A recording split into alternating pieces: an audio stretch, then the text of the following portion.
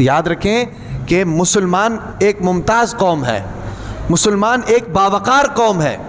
جس طرح ہم لوگ اپنے علاقے کے کلچر کو فخر کے ساتھ استعمال کرتے ہیں. یہ پٹھان حضرات بیٹھے ہوئے ہیں سارے، جب سردیاں آتی ہیں گرم ٹوپیاں نکال لیتے ہیں اور ان کو فخر ہے.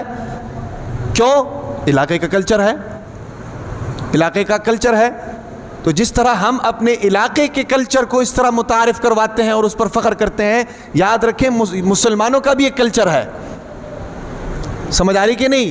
مسلمانوں کا بھی ایک کلچر ہے، اور مسلمانوں کو اللہ تعالیٰ نے اپنی فوج کہا ہے، اپنی فوج. اولئک حزب اللہ، یہ اللہ کی فوج ہے. تو فوجی کے لیے تو پھر ضروری تو یہ ہے نا کہ بھئی جس ملک کی فوج ہو اس ملک کا یونیفارم بھی وہ زیب تن کرے، ہاں بھئی اس ملک کی نشانی بھی نظر آنی چاہیے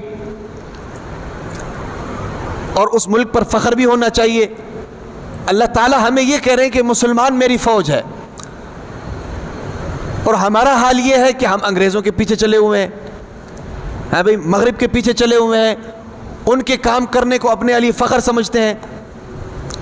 دنیا کے اندر صرف دو گروہ ہیں، ایک مسلمان ایک کافر. سمجھ آ رہی کہ نہیں؟ تیسرا کوئی نہیں ہے. ایک اللہ کو ماننے والا اور ایک اللہ کو نہ ماننے والا.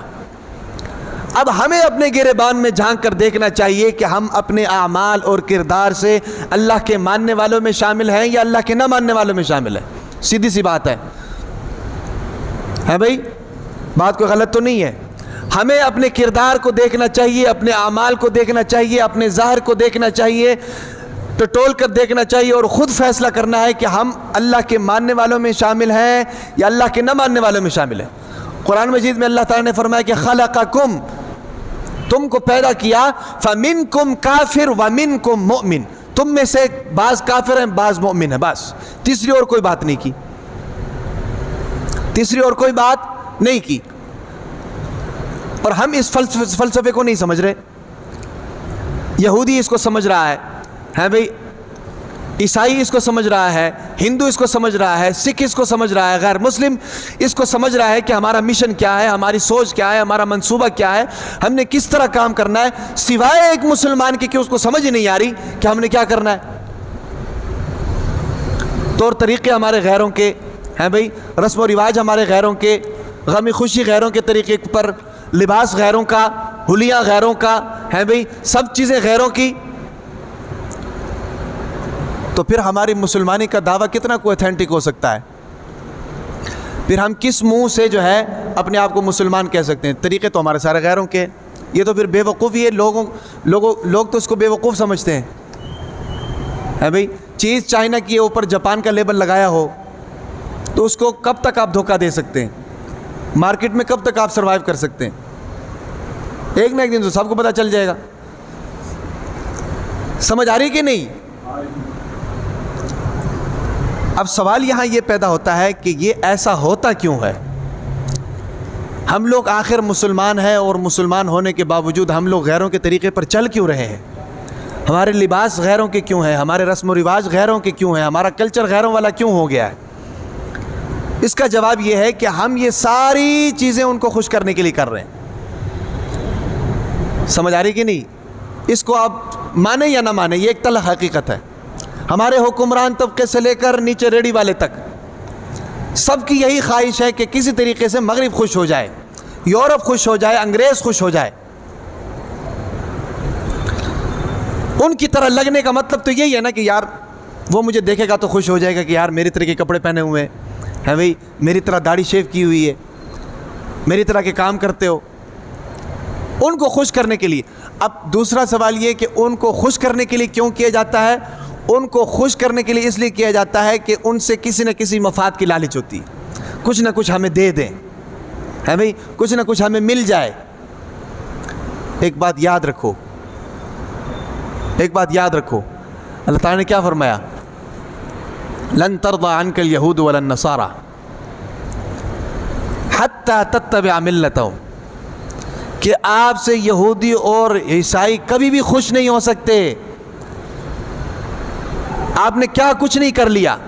70-72 سال سے پاکستان کے حکمران یہی تو کچھ کرتے آ رہے ہیں. امریکہ ناراض نہ ہو جائے، روس ناراض نہ ہو جائے، ہیں بھئی، IMF ناراض نہ ہو جائے, ورلڈ بینک ناراض نہ ہو جائے, ان کے مفادات خراب نہ ہو جائے. تو کتنی کو ترقی ہمیں مل گئی ہے. جو قرآن نے جو ایک آیت میں سارا بیان کر دیا وہ ہمیں سمجھ میں نہیں آ رہا. یاد رکھیں کہ قیامت آ سکتی ہے, یہ لوگ الٹے لٹک سکتے ہیں, یہ انگریز ان سے کبھی بھی راضی نہیں ہو سکتے. اور یہ کب راضی ہوں گے یہ بھی قرآن نے بتا دیا. یہ نہیں کہ بات آدھی چھوڑ دی, قرآن نے پورا بتا دیا. وَلَن تَرْضَىٰ عَنْكَ الْيَهُودُ وَلَا النَّصَارَىٰ, آپ سے یہودی اور عیسائی کبھی بھی راضی نہیں ہوں گے, چاہے آپ جو مرضی کر لیں, اپنے آپ کو ان کے سامنے بیچ دیں, راضی نہیں ہوں گے. کب راضی ہوں گے؟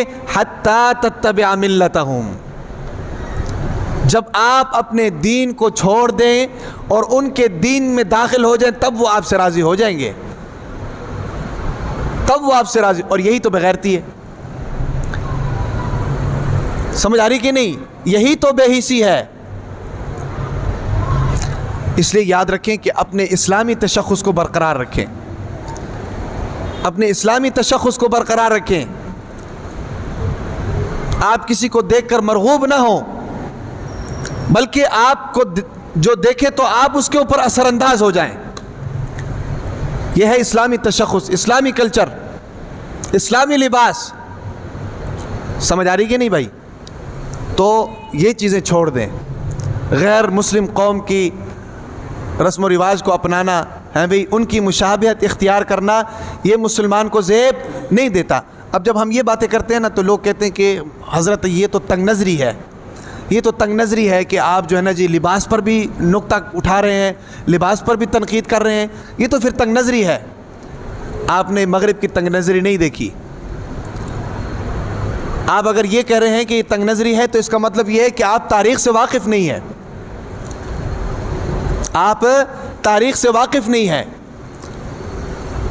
جب انگریز نے ہندوستان پر حملہ کیا تھا نا جی, متحدہ ہندوستان پر, اس وقت جو وہاں پر کے جو بادشاہ تھے, بادشاہ, ان کا لباس شلوار قمیض اور عمامہ ہوا کرتا تھا, شلوار قمیض اور عمامہ ہوا کرتا تھا.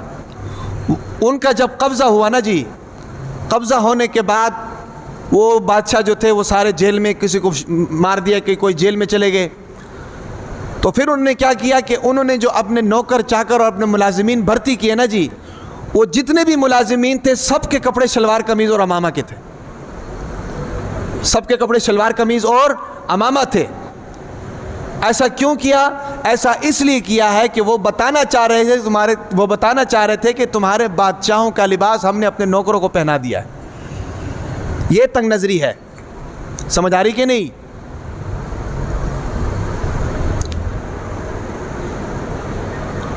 اپنا لباس پہننا, اپنا کلچر منانا ہے بھئی, اپنے تشخص کو برقرار رکھنا, یہ تنگ نظری نہیں ہوا کرتی, یہ غیرت مندی کی علامت ہے. اپنے ملک سے, اپنے دین سے, اپنے مذہب سے, اپنے عقیدے سے محبت کی علامت ہے. سمجھ آ رہی کہ نہیں بھائی؟ کسی دوسرے کی چیز بندہ تب استعمال کرتا ہے جب اس کے پاس نہ ہو. جب اس کو اللہ تعالیٰ نے سب چیزوں سے نوازا ہوا ہے تو پھر دوسروں سے وہ کیوں لیں؟